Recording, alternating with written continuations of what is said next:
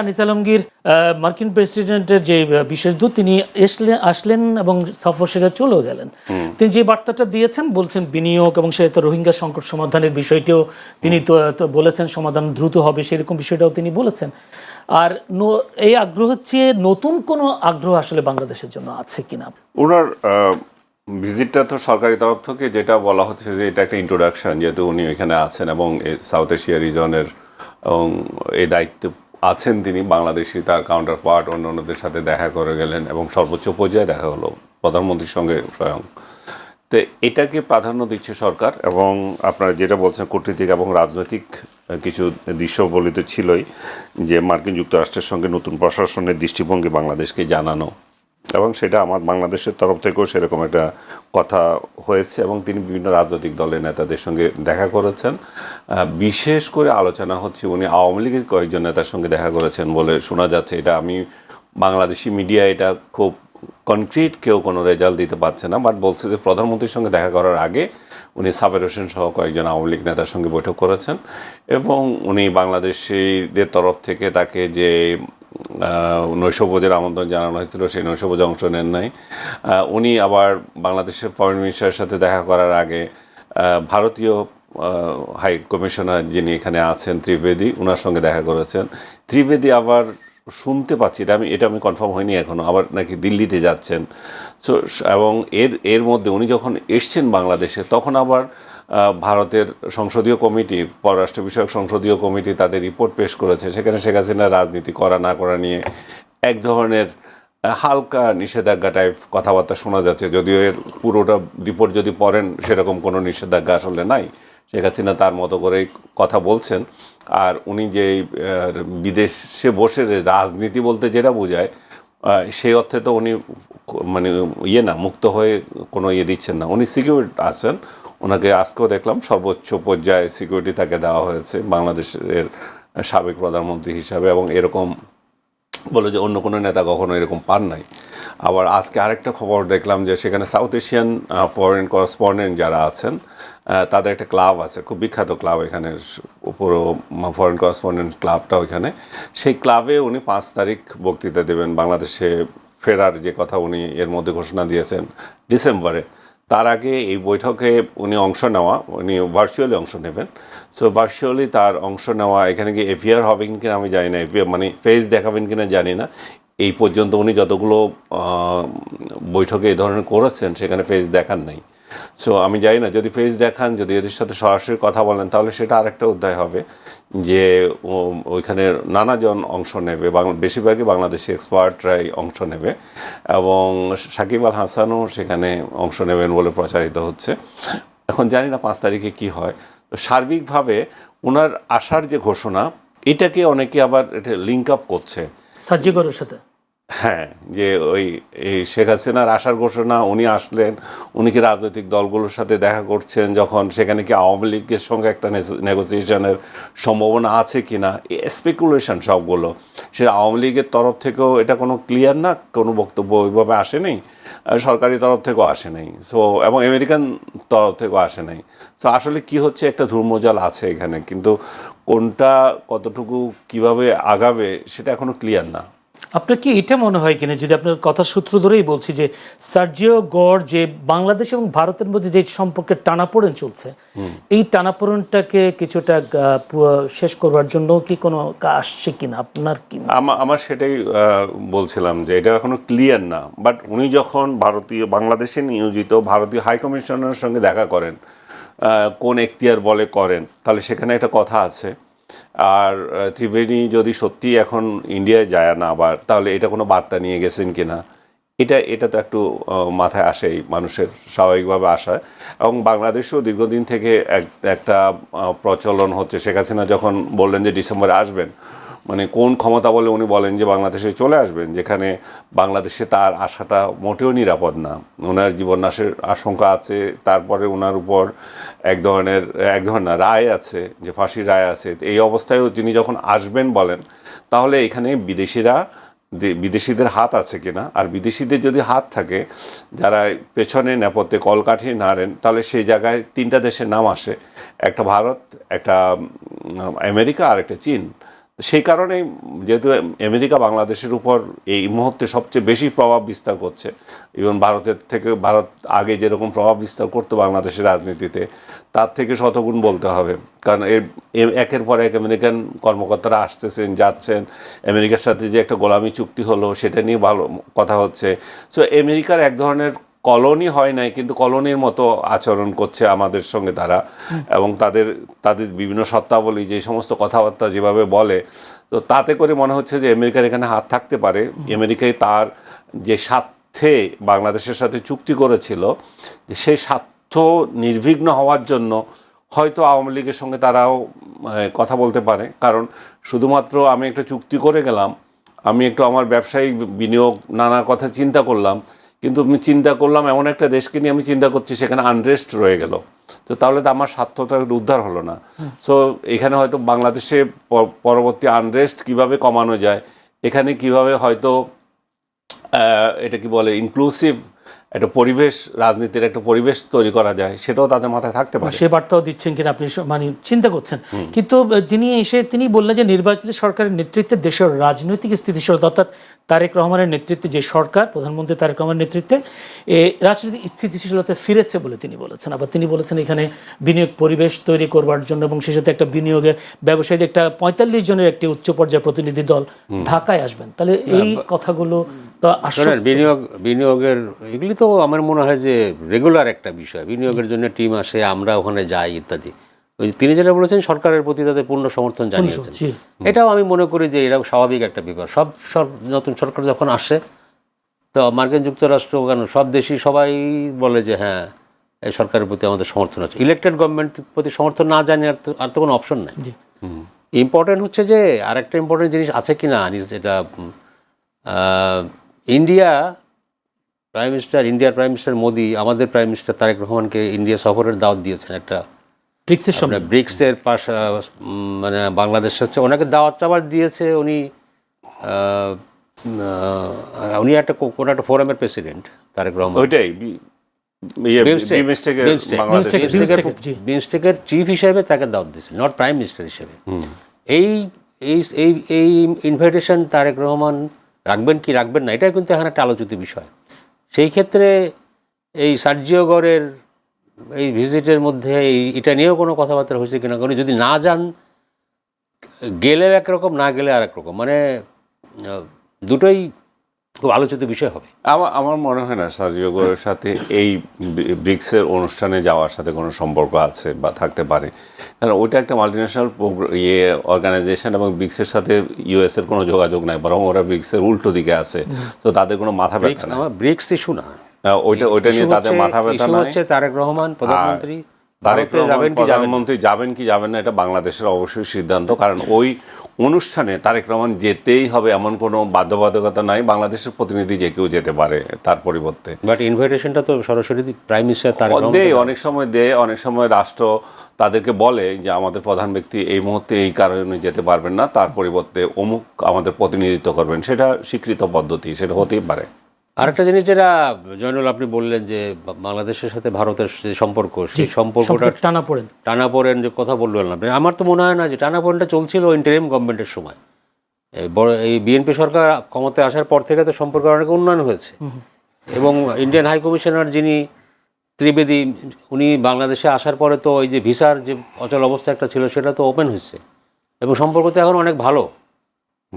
আমি মনে করি না যে অচল অবস্থা সম্পর্কের মধ্যে কোনো এখন ওই আগের মতো অতখানি অচল অবস্থা আছে। পুশিন টু ভারতের সীমানাগুলোতে পুশিনের বিষয় নিয়ে হয়তো একটু টানাপোড়েন চলছিল, সেই বিষয়টা গণমাধ্যমে এসেছিল।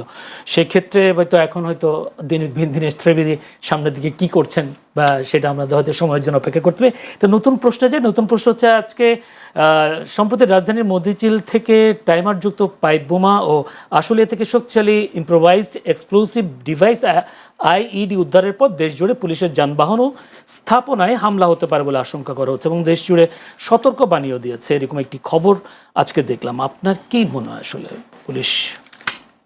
পুলিশ তো এই ধরনের যখন এরকম কোনো সিরিয়াস কোনো এক্সপ্লোসিভের যখন কোনো সন্ধান পাওয়া যায়, এবং বিশেষ করে সেগুলি যদি স্পর্শকাতর এলাকাতে থাকে, যেমন মেট্রো রেলের স্টেশনের আশেপাশে বা সেন্সিটিভ এরিয়াতে যদি থাকে, তখন তো একটু স্বাভাবিক পুলিশের মধ্যে একটা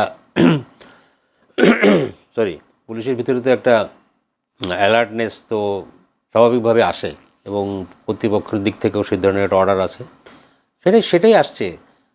পরিস্থিতিটা তো একটু সেন্সিটিভ আছেই আসলে। এই যেমন আনিস একটু আগে বলছিলেন, শেখ হাসিনা কি বলে ডিসেম্বরের দেশে ফিরবেন এরকম একটা ঘোষণা দেওয়ার পরে আসলে যদিও বিষয়টা মানে সম্ভব বলে মনে হয় না, অসম্ভব বলে মনে হয়, তারপরে বিষয়টা নিয়ে কিন্তু একটা নাড়া পড়েছে আর কি। এবং বিভিন্ন মহলে বিভিন্ন পর্যায়ে কিছুটা, এবং ওই ঘোষণার সাথে আবার এই এক্সপ্লোসিভ পাওয়ার বিষয়টা যদি আপনি এক করে দেখেন, তাহলে তো কিছুটা চিন্তা বা কিছুটা সতর্কতার দরকারও আছে। সেই হিসাবে পুলিশকে অ্যালার্ট করা হয়েছে। পাশাপাশি অন্যান্য বিভিন্ন পদক্ষেপের কথা আমরা শুনতে পাচ্ছি। তো এটা স্বাভাবিক, এরকম হলে তো এরকম ব্যবস্থা নেওয়াই হবে। সেক্ষেত্রে আবার অনেকে বলছে যে আগস্ট মাস যেহেতু শুরু, আগস্টকে কেন্দ্র করে কোনো ধরনের হামলা টামলা হবে কিনা এরকম কোনো বিষয়। এটাও একটা বিষয়। আগস্ট মাসের তো দুইটা ইস্যু মানে আওয়ামী লীগের জন্য। একটা হলো যে 5 তারিখে আওয়ামী লীগ সরকারের পতন, আর একটি হচ্ছে যে 15ই আগস্ট বঙ্গবন্ধুর মৃত্যুবার্ষিকী।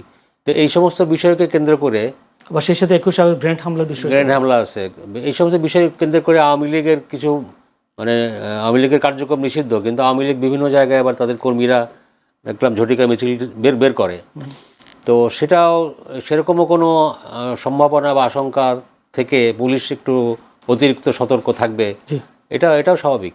আমরা একটু যেতে চাই আনিস আলমগীর কাছে। আনিস আলমগীর, স্বরাষ্ট্রমন্ত্রী সালাউদ্দিন আহমদ তিনি বলেছেন আজকে যে তিনি আজকে সারদা পুলিশ স্টেশনে পুলিশ একাডেমিতে গিয়েছেন, সেখানে বিশেষ পুলিশ ব্যাচের প্রশিক্ষণ সমাপনী কুচকাওয়াজ শেষে সাংবাদিক বলেছেন আগস্ট মাসে নিষিদ্ধ আওয়ামী লীগের কার্যক্রম দেখা যাচ্ছে, এই জন্য সারা দেশের পুলিশকে সতর্ক করা হয়েছে।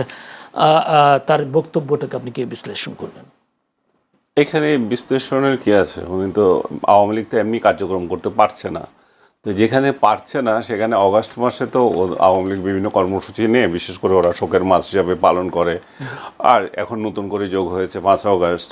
তো সবগুলো নিয়ে যদি আওয়ামী লীগ তো রাস্তায় বেরোতে চাইবে, তো রাস্তায় বেরোতে চাইলে সরকার দমন করবে, সেটাই উনি একটা সতর্ক করলেন যে ওরা যদি কোনো কিছু না করতে পারে, এটা যদি তাদের রাজনীতি হয়ে থাকে, রাজনীতির অংশ হয়ে থাকে, এবং সরকারের একজন কর্তা ব্যক্তি হিসাবে, স্বরাষ্ট্র মন্ত্রণালয়ের প্রধান হিসাবে উনি তো তার ফোর্সকে এটা বার্তা দিতে পারেন। আপনার কি মনে হয় কিনা যে আওয়ামী লীগের প্রতিষ্ঠা বার্ষিকীর সময় আমরা দেখেছি সেনা মোতায়েন, বিজিবি মোতায়েন, এরকম করার কারণে দেখলাম আওয়ামী লীগের নেতাকর্মীদের আমরা তেমন সাড়া দেখিনি ওই সময় প্রতিষ্ঠা বার্ষিকী। এরকম এই কারণে হয়তো আওয়ামী লীগে সাহস করবে কিনা আওয়ামী লীগ নেতাকর্মীরা এরকম মিছিল মিটিং করবার জন্য? আমি মনে করি যে আওয়ামী লীগ নেতাকর্মীরা যত ঘটনাই ঘটুক, 15ই আগস্টে অবশ্যই তাদের তৎপরতা তারা দেখাবে।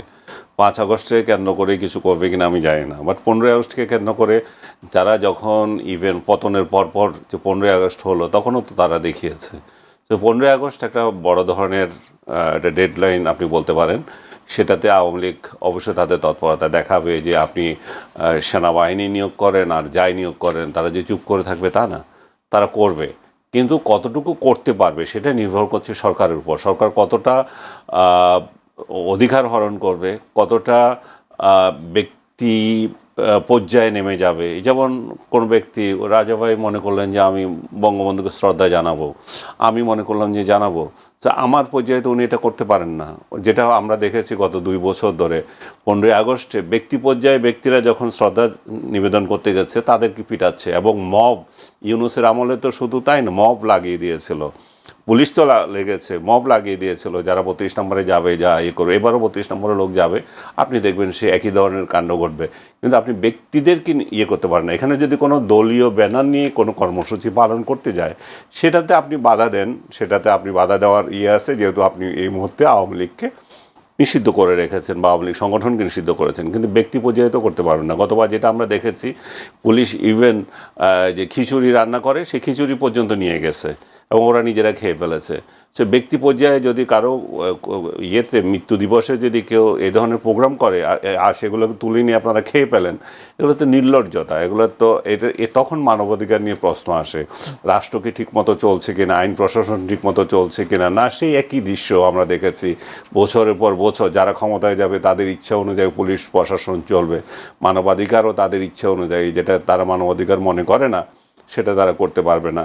সেই সব দৃষ্টিকোণ থেকে 15ই আগস্ট একটা বড় ধরনের আমরা মনে করি যে এটা গোলযোগ হওয়ার সম্ভাবনা আছে, এবং সেটা আবার সরকার সম্ভাবনাটা আপনি কিভাবে বলছেন যে আসলে আওয়ামী লীগ ততটা সঞ্চয় মানে শক্তি সঞ্চয় করতে পেরেছেন কিনা বিগত 2টা বছর? আওয়ামী লীগ গত যখন মানে ক্ষমতা থেকে চলে গেছে তখন কি সঞ্চয় ছিল? তখন তো ওর পুরোটাই একটা মানে কি বলবো, একটা ফিনিশ হয়ে গেছে। তো সেই সময় তারা এটা করে নাই, এরপর গত বছর করে নাই, তো এই বছর করবে না কেন? এবছর তো আরও আমার মনে হচ্ছে এই বছর আরও বেশি হবে।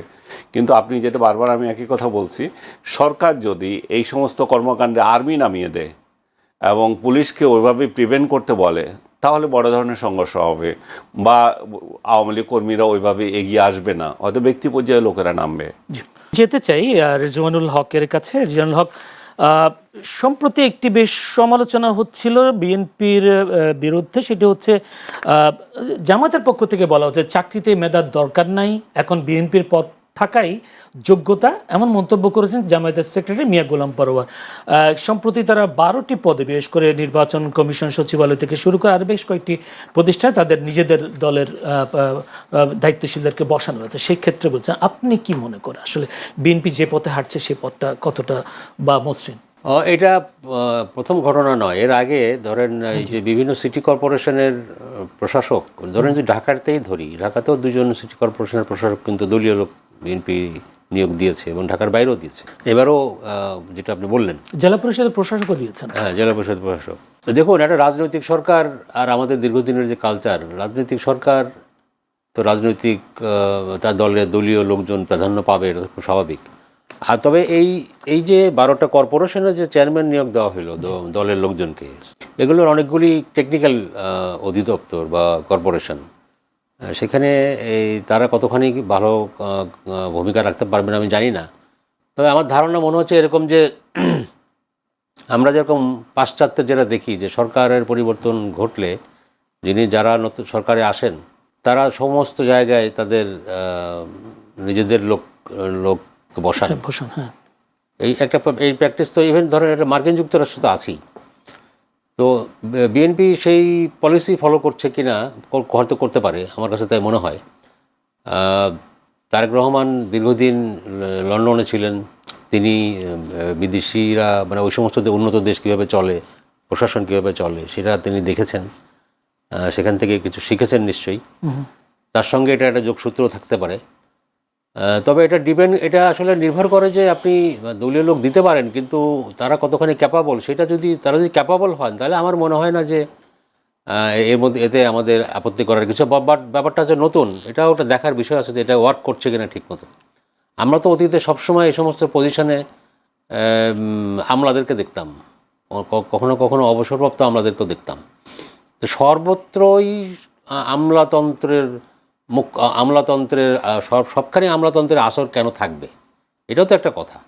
পলিটিক্যাল গভর্নমেন্টে পলিটিক্যাল লোকও থাকতে পারে, আমলাতন্ত্রের থাবা থেকে কিছুটা মুক্ত হওয়াও কিন্তু জরুরি। তো সেই দিক থেকে আমি মনে করি যে এটা একটা নতুন বিষয়। আমি দেখতে চাই যে এটা রেজাল্টটা কী হয়। এটা যদি ঠিকমতো ওয়ার্ক করে তাহলে এতে আমি আপত্তি কিছু দেখি না। অতীতে রাজনৈতিক যে দলীয় নিয়োগগুলো হয়েছে সেখানে ইতিহাস কি বলে আসলে? না, এই ধরনের এই যে আমি কর্পোরেশনের কথা বলছি, আপনার জেলা পরিষদ, সিটি কর্পোরেশনে তো দলীয় লোকজন আগেও ছিল।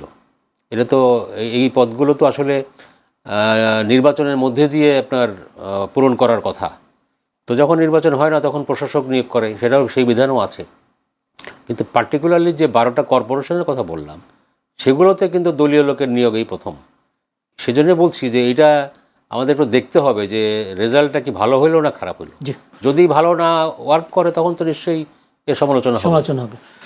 জনাব আনিস আলমগীর, আপনার আমি যদি একটু মির্জা ফখরুল ইসলাম আলমগীরের একটা বক্তব্য আলোচনায় এসেছে। তিনি 30 জুলাই রাজধানীর সার্কিট হাউস এলাকার তথ্যভবন মিলনায়তে একটি আলোচনা সভায় এটি কথা বলেছেন। তিনি আক্ষেপ করে বলেছেন, আমার এই 4-5 মাসের মন্ত্রিত্বের অভিজ্ঞতা বলা দরকার, বলে আমি দেখেছি কিছুই বদলায়নি। অর্থাৎ এই 5 মাসে যারা ঘুষ খেত তারা একইভাবে ঘুষ খাওয়ার ফন্দি ফিকির করছে, একইভাবে যারা ভালো একটা কাজকে আটকে দিত তারা আটকে দিচ্ছে, লোকজন ভুল পাল্টাচ্ছে, ভুল পাল্টানো লোকজনই এখন অনেক বেশি জুলাই যোদ্ধা হয়ে গেছে।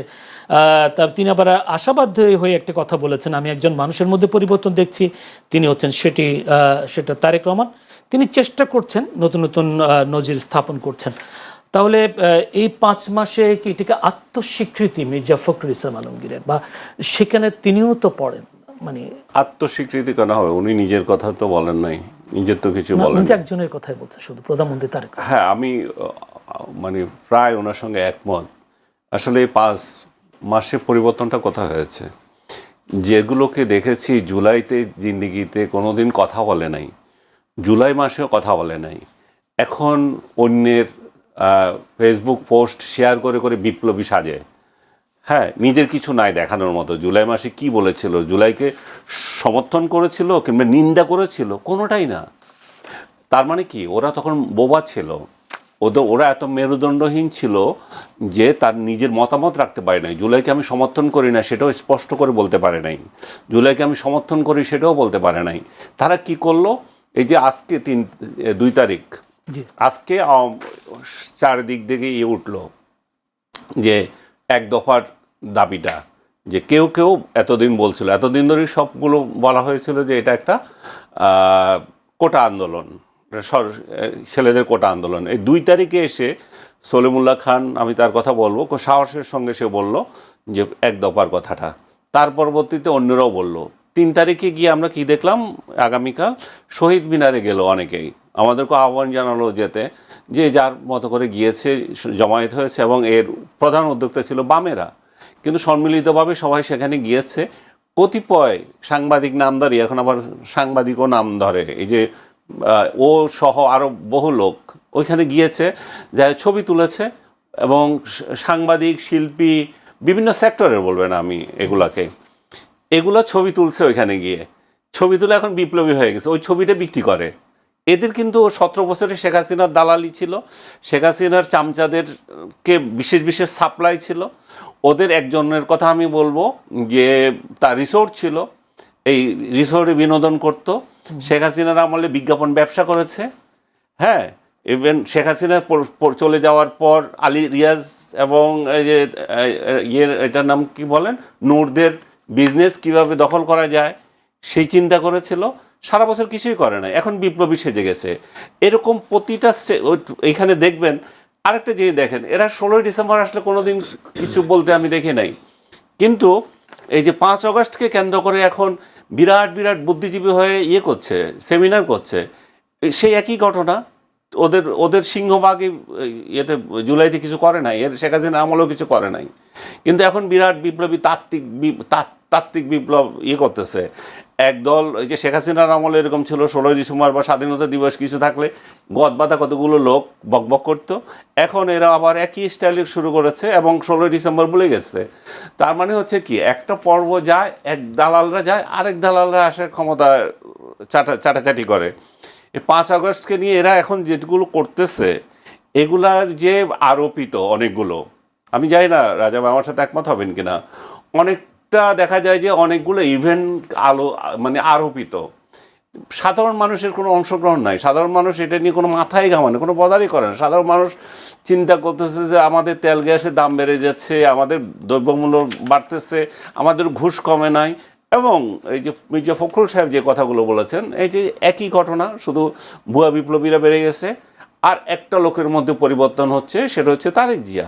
আমিও তাই মনে করি। এবং 5 আগস্টের যেদিন, সেদিনে আমি লিখেছি যে এই যে যখন উনি একটা স্পিচ দিলেন যে উপরে 5 আগস্টের পরবর্তী যে দেশে আইনশৃঙ্খলা রক্ষা করার ক্ষেত্রে ইউনূস বড় বাটপার, সে ক্ষমতা নিয়েছে, কিন্তু আপনি দেখেন যে স্থিতিশীলতা আনার ক্ষেত্রে কোনো ভূমিকা রাখে নাই, কোনো কথা বলে নাই যে যারা এই আন্দোলন করছে, যারা অ্যাট্রোসিটি করছে, যারা অমুকেরে মারছে তমুকেরে ধরছে, এগুলো বন্ধ করো।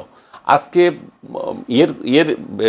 বক্তৃতাটা দেখেন আপনি, ভেরি রিসেন্টলি যদি দেখে থাকেন, এই যে নরেন্দ্র মোদীর বক্তৃতাটা, যে ইয়াংদের উদ্দেশ্যে একটা আন্দোলন হলো, আন্দোলন শেষ, ইয়াংদের উদ্দেশ্যে কি বক্তৃতা দিয়েছে, এবং তার সবাই স্যাটিসফাইড এটাতে। আর আমাদের সময়ে সেই বক্তৃতাটা কে দিতে পারতো? শেখ হাসিনা তো দিতে পারতো না, উনি তো পলাতক, বা উনি পালিয়ে গেছেন, কিংবা ওনাকে সামরিক বাহিনীর লোকজন ভারতে দিয়ে এসছে, ওনার সরকারের পতন হয়েছে, ওনার তো আর বক্তৃতা দেওয়ার কথা না, বাবারা এখন আমার ক্ষমতা চলে গেছে, তোমরা এখন ঘরে ফিরে যাও। ওনার তো ওই মেন্টালিটিতে নাই তখন। তাহলে এই বক্তৃতা কে দিতে পারতো? দুইজন ব্যক্তি, এক তারেক রহমান, আরেকজন ইউনূস ক্ষমতায় বসে সেটা দেয় নাই। তার ফলে কি হলো? আমাদের এই ইয়াং জেনারেশন গালাগালিকে একটা সংস্কৃতি হিসাবে নিল। আজকে এনসিপি সহ অনেক রাজনৈতিক দল বা জামাতের অন্যান্য বি টিম, সি টিম যেগুলো গালাগালি করে এবং তমুককে ধরে হুমকি দেয়, এই সংস্কৃতিটা রয়ে গেল। অথচ এটা ইন্টেরিয়াম গভর্নমেন্টের একজন ব্যক্তি হিসাবে ইউনূস এটা একেবারে শেষ করে দিতে পারতেন, যে প্রতিহিংসার রাজনীতিটা আমরা এখন থেকে শেষ করলাম। সেই প্রতিহিংসার রাজনীতি শেষ হয় নাই বলে আপনি দেখেন আজকে এক দল আরেক দলকে গিরাচ্ছে, যারা মব করেছিল তাদেরকে আবার এখন মব করতেছে, তা এরা আবার আরেক দল যখন ক্ষমতা আসবে তখন মব করবে, আওয়ামী লীগ যখন আবার ক্ষমতা আসবে তারা এই মবের প্রতিশোধ নেবে। এই চক্রটা রয়ে গেছে, ইউনূস সেটা করে না। এবং তারেক রহমানের সম্পর্কে আমি যেটা বলছিলাম, 5 আগস্টের পর ওনার বক্তৃতা ছিল স্টেটসম্যান সুলভ, যে আমরা এখন স্থিতিশীলতা কীভাবে রক্ষা করতে হয় আমরা সেটা করব, কিন্তু তখন ক্ষমতা নাই। এবং 5 আগস্টের আগে ওনার যে বক্তৃতা ছিল, 5 আগস্টের পরের বক্তৃতাগুলো কমপ্লিট চেঞ্জ। আমাকে অনেকে বলে আপনি তারেক রহমানের এখন দালালি করছেন, আপনি তার বিরুদ্ধে কিছু বলেন না। আমি একটা লোক কমপ্লিট চেঞ্জ। আমি তার আগে যে বক্তৃতা দিয়েছি আমি তার সমালোচনা করছি, কঠোর সমালোচনা করেছি। আর উনি যদি ভালোই থাকেন তা আমি কেন তার বিরোধিতা করবো? আমার সাথে তার শত্রুতা কিসে? আমি কি ক্ষমতায় ভাগাভাগিতে কোথাও আছি? সো আমরা কি দেখব? আমরা সাংবাদিক হিসাবে আমার তো রাস্তায় নামার কথা না, 5 আগস্টের আগেও নামার কথা না, পরেও আমার কথা না। আমি সাংবাদিক হিসেবে আমার যেটুকু দায়িত্ব সেটা হচ্ছে কাউকে ক্ষমতা থেকে নামানা, কিন্তু ক্ষমতায় তাকে রাখাও না। আমরা রাজনৈতিক দলগুলো যে ভালো কাজ করলে সেটা প্রশংসা করা, অকাম করলে তার বিরোধিতা করা। সো তারেক রহমান যদি করেছে এবং বর্তমানেও করব, তারেক রহমান যে কথাটা মির্জা ফখরুল বললেন যে ওনারই একমাত্র পরিবর্তন হয়েছে, এবং এটার সাথে আমি 100 ভাগ একমত। আর কোনো কিছুতে, আর কোনো সেক্টরে কোনো কিছুই চেঞ্জ হচ্ছে না। ওনার সাথে অন্যান্য মন্ত্রীরা ম্যাচ করতে পারছেন না কেন পারছেন না সেটা উনি জানেন, ওনার টিম উনি দেখবেন। এবং মির্জা ফখরুল সাহেব যে এটা বললেন তারও তো উপলব্ধি হওয়ার কথা যে এইটাতে আমি পারছি না, তাহলে আমারও ব্যর্থতা, এই ব্যর্থতা আমি স্বীকার করি, এই ব্যর্থতা স্বীকার করে আমি পদত্যাগ করি। সেটা করবেন না, বক্তৃতা টিকে দিবেন। রেজানুল হক, আপনি এই বিষয়ে কিছু বলতে চান কিনা, যে মির্জা ফখরুল ইসলাম আলমগীর তিনি নিজেকে আত্মস্বীকৃতি দিয়েছেন এবং বলেছেন তারেক রহমান, প্রধানমন্ত্রী তারেক রহমান ছাড়া তিনি কাউকে দেখছেন না, তাহলে অন্যান্য মন্ত্রীরা যে কাজগুলো করে যাচ্ছেন সেগুলোর মধ্যে তিনি অন্যান্য মন্ত্রীদের সম্পর্কে বলেছেন বলে আমার মনে হয় না। ওনার মূল ইঙ্গিতটা ছিল যে আমলাতন্ত্রের কোনো পরিবর্তন উনি দেখছেন না। যারা ঘুষ খাইতো, মানে আমলারা বা সরকারি অফিস আদালতে যে ধরনের ঘুষ কালচার দীর্ঘদিন ধরে চলছে, এত বড় একটা ঘটনা ঘটে গেল 5ই আগস্ট, গণ অভ্যুত্থানে একটা সরকারের উৎখাত হয়ে গেল এবং তরুণদের গণ অভ্যুত্থান সফল হইল, এবং তারপরে সংস্কারের অনেক বড় দাবি উঠেছে, কিন্তু কোনো কিছুতেই ওই জায়গাটায় কোনো পরিবর্তন হয় নাই। প্রশাসন যেরকম ছিল ওইরকমই আছে। ঘুষ যারা খাইতো তারা এখনো খাওয়ার ফন্দি বিক্রি করছে, উনি বলেছেন। দুর্নীতি এখনো রয়ে গেছে, দুর্নীতি মুক্ত হয়নি বাংলাদেশ, দুর্নীতি মুক্ত হয়নি, বরং এখন আরো রেট হয়তো আরো বেশি আর কি, কারণ এখন রিস্ক ঘুষ খাওয়া। আর একটা কথা বলেছেন যেটা, সেটা তো আনিস বললোই, যারা ওই সময় কোনো ভূমিকা ছিল না এখন তারা এই সুযোগে এখন জুলাইয়ের বড় বড় যোদ্ধা হয়ে দাঁড়িয়েছে। এটা তো ঠিকই বলেছেন।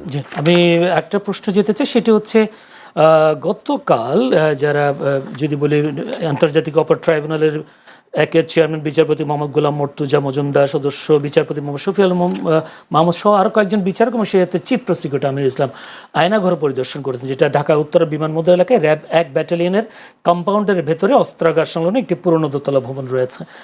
সেখানে তিনি বলছেন, চিফ প্রসিকিউটর আমির ইসলাম বলেছেন, এমন ছোট অর্থাৎ 2 ফুট বা 4 ফুট ঘরে শোয়া কিংবা সোজা হয়ে দাঁড়ানোর সুযোগ ছিল না। গুমের শিকার এসব ব্যক্তিদের উপর কেমন নির্যাতন চালানো হয়েছে বলে তিনি ধারণা করতে পারেন না। আপনি কি ধারণা করতে পারেন আসলে কেমন নির্যাতন হয়েছে, কেমন নির্যাতিত হয়েছে তারা এত ছোট্ট একটি ঘরে?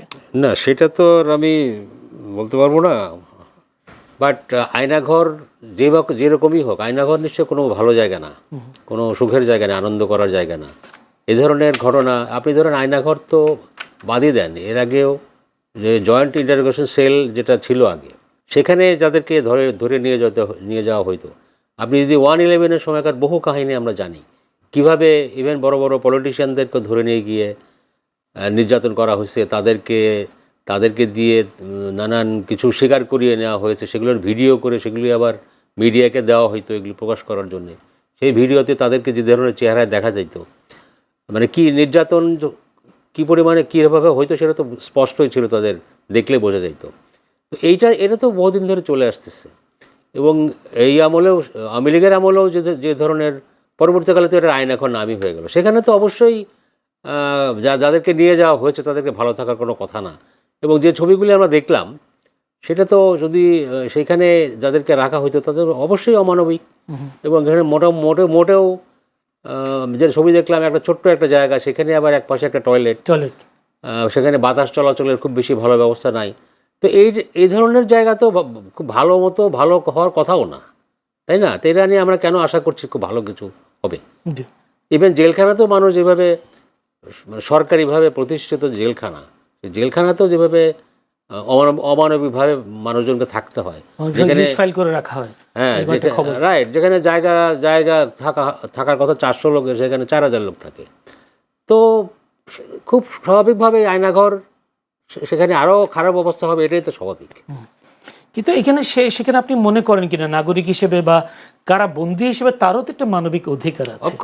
অফকোর্স কারাবন্দী বাদ দেন, এই যে এইভাবে যে ধরে নিয়ে যাওয়া বা গুম করে ফেলা, এটা তো অবশ্যই নাগরিক অধিকারের উপর চরম আঘাত এবং মানবাধিকার পরিপন্থী কাজ।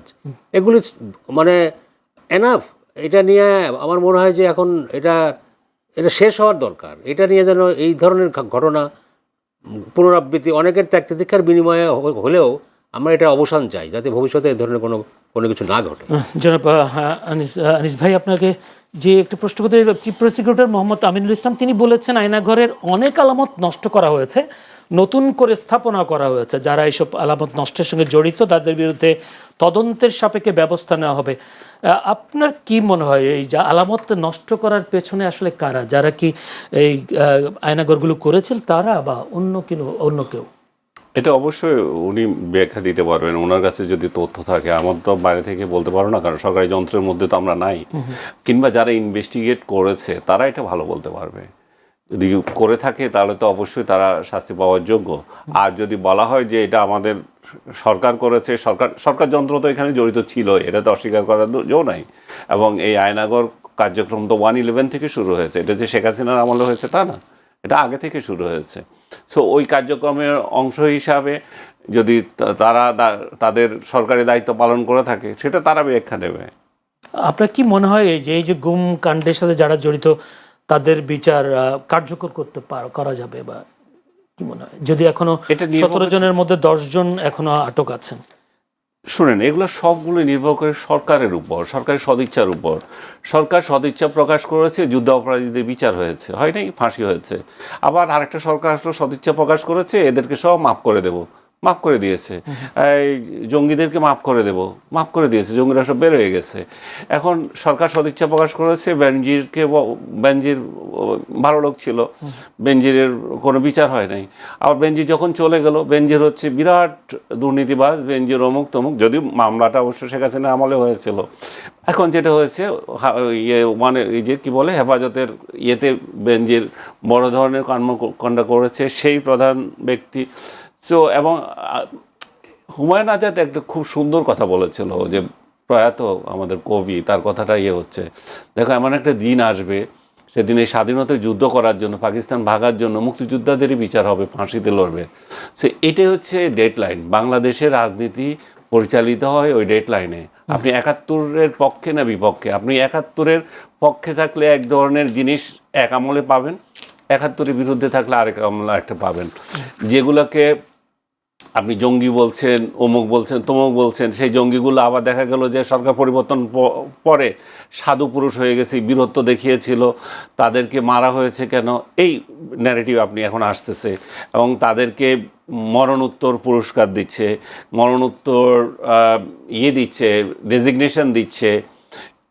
এই যে জিনিসটা, এটা তো সব কিছু নির্ভর করছে সরকারের উপর।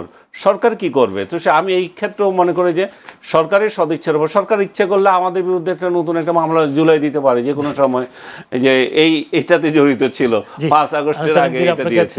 আমাদের কাছে বেশি সময় নেই, যদিও ছোট্ট একটি প্রশ্ন নিয়ে রিজওয়ানুল হকের কাছে যেতে। রিজওয়ানুল হক, আমরা শুনেছি যে দুবাই গ্রেপ্তারের পর শর্ত সাপেক্ষে জামিনে মুক্তি পেয়েছেন বাংলাদেশ পুলিশের সাবেক মহাপরিদর্শক বেনজির আহমেদ। তিনি ছাড়াও পেয়েছেন, যদিও একসময় আমরা স্বরাষ্ট্রমন্ত্রীর মুখে শুনেছিলাম যে যে কোনোভাবে তাকে ফিরিয়ে আনা হবে এবং দ্রুত ফিরিয়ে আনা হবে, এরকম বলা হয়েছে। আজকেও স্বরাষ্ট্র প্রতিমন্ত্রী শামা ওবায়দ তিনি বলেছেন, যে স্বরাষ্ট্রমন্ত্রী তো বলেছেন, স্বরাষ্ট্র প্রতিমন্ত্রী আবার আজকেও বলেছেন যে দুবাইয়ের সাবেক আইজি বেনজির আহমেদ শর্ত সাপেক্ষে ছাড়া পাওয়া দেশটির আইনি প্রক্রিয়ার অংশ, তাকে দেশে ফিরিয়ে এনে বিচারের মুখোমুখি করতে দেশটির সরকারের সঙ্গে যোগাযোগ অব্যাহত রয়েছে। আপনি কি দেখছেন? একটু আগে আনিস বলছিল না যে সরকারের অনেক কিছু সরকারের সদিচ্ছার উপর নির্ভর, সরকারের ইচ্ছার উপর নির্ভর করে। তো আমার মনে হয় যে বেনজির আহমেদের ব্যাপারটা দুবাই ওইখানকার সরকারের উপর অনেকখানি নির্ভর করে, তারা কি তাকে হ্যান্ডওভার করবে কি করবে না। মানে যেভাবে তাকে বাংলাদেশ, সে অ্যারেস্ট হওয়ার পরে বাংলাদেশের পক্ষ থেকে তাকে ফেরত চাওয়া হচ্ছে, তাই তো?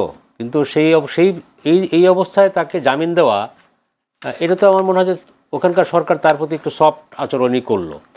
তো অবশ্যই বাংলাদেশ তো পররাষ্ট্র প্রতিমন্ত্রী বলেছেন যে আমরা এই বিষয়টি নিয়ে ওইখানকার সরকারের সঙ্গে কথা বলবো। না, একটা ল ফার্ম নিয়োগ করছে অলরেডি সরকার, তাদেরকে দায়িত্ব দেওয়া হয়েছে, রায় কি দিয়েছে, এখন কোন ভিত্তিতে তাকে ছাড়লো সে সার্টিফিকেট দেওয়ার জন্য। সরকার তো অবশ্যই চিন্তা করবে, তাকে শর্ত সাপেক্ষে সরকার তরফ থেকে কোনো ছাড় নাই। সরকার অবশ্যই চেষ্টা করবে ফেরত আনা, কিন্তু আনতে পারবে কিনা সেটা ওইখানকার সরকারের উপর অনেক ডিপেন্ড করছে। বিশেষ করে মিডল ইস্টের সরকারগুলোর মতি গতি অন্যরকম, এটা অন্যান্য গণতান্ত্রিক সরকারের মতো না।